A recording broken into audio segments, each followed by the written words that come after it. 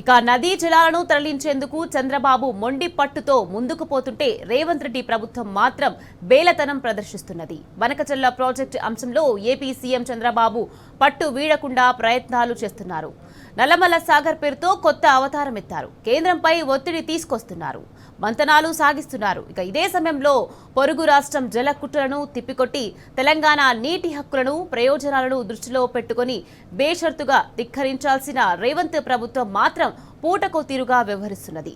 చెప్పేదొకటి చేసేదొకటిగా మారింది. మొదట గోదావరిలో 1000 టీఎంసీలు, కృష్ణాలో 500 టీఎంసీలను తెలంగాణకు రాసిస్తే సరిపోతుందని, ఆ తర్వాత బనకచెర్లను అంగీకరిస్తామని ఏకంగా సీఎం రేవంత్ ప్రకటించారు.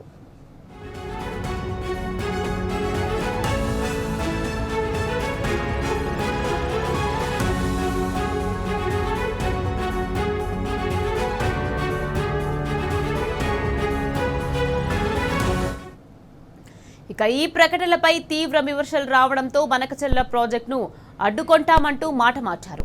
ఆ మాట మీద కూడా నిలబడలేదు.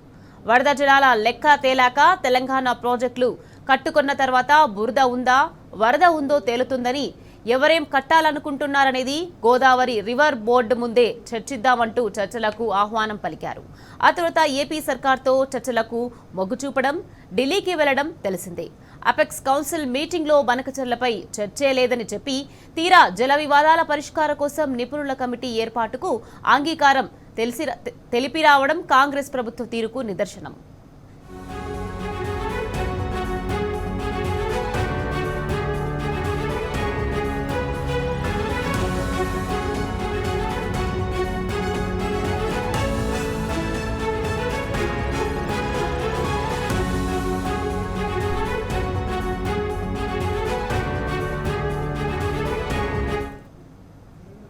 ఆ తర్వాత ఏపీ మంత్రి మాటలతో అది వట్టిదేనని తేలిపోయింది.